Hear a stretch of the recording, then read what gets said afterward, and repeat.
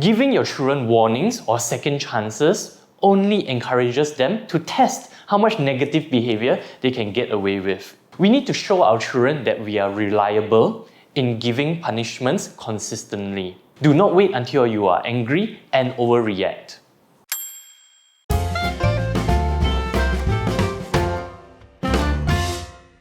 Recently, I've had the chance to speak to the discipline master of a famous international school in Indonesia.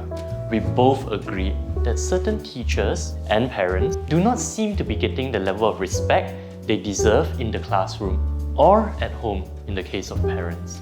Isn't it true though? Right? We see certain parents struggling to control their children all the time. They never seem to be able to catch a break. On the other hand, certain parents seem to be having the time of their lives, joking with their children and enjoying absolute adoration.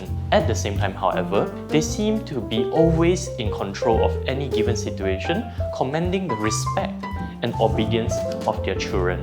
Hi, my name is Teacher Kean from Teaching Worthy, and I'm a licensed headmaster with the Ministry of Education as well as a HRDF certified trainer. My job is to help parents become better parents. Today, I'm going to discuss 2 things you could do immediately to regain the respect and obedience of your children. Throughout my career in education, I've had the wonderful honour of observing great teachers and parents at work. One undeniable lesson I've learned is that great parents always expect 100% compliance from their children 100% of the time. This sends a strong signal to our children that we are not willing to put up with anything less than 100% compliance. Consistency is the key in developing respect from our children. So why is 100% compliance so important? Let me give you an example. Say it has been a long established rule in our house that bedtime is at 10 p.m. At 9:45 p.m, our son Ivan pleads and whines for another 25 minutes on his mobile device. Now I get it, many parents may be tired after a long day at work and they themselves require a bit more of me time. So they may start to think, what's the harm in another 5 minutes? See, here's the problem. When we do not insist on 100% and when we accept 90%, it is only a matter of time before we start to accept 80% and then 70%. It is the classical problem and dangers of a slippery slope. Now, by nature, our children love to test boundaries and they will take note when we are not consistent in our expectations. This is why certain school teachers rapidly lose control and obedience in their classroom. It is because they themselves do not consistently enforce the rules they themselves have established. Now, the secret in insisting on 100% compliance really lies in early intervention. Great parents know how to catch and stop negative behavior even before they happen. Now, if we often find ourselves angry when disciplining our children, it probably means that we waited too long to stop that negative behavior.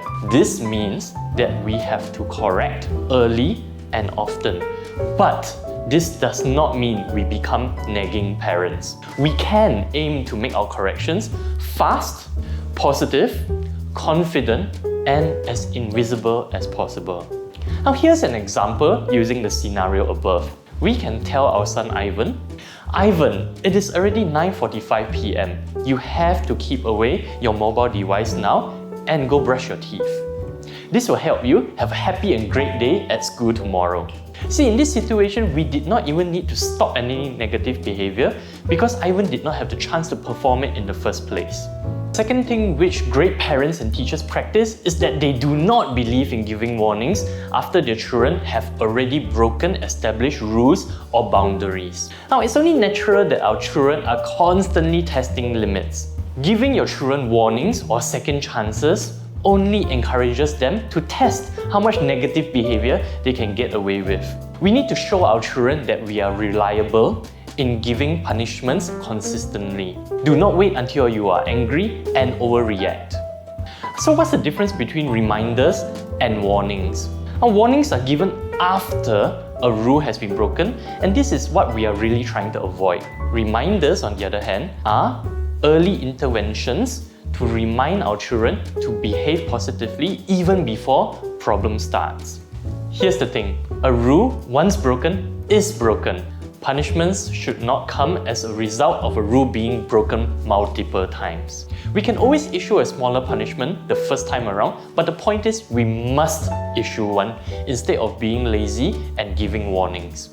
Now, reminders should be given with positivity and direction. We have to help our children understand that behaving positively is ultimately for their own benefit and not to gain our favour or approval. Now, I found more to share on this topic and I can go on for hours. However, if you feel like you have a specific situation or if you require specific advice, please do not hesitate to contact us at www.teachingworthy.com.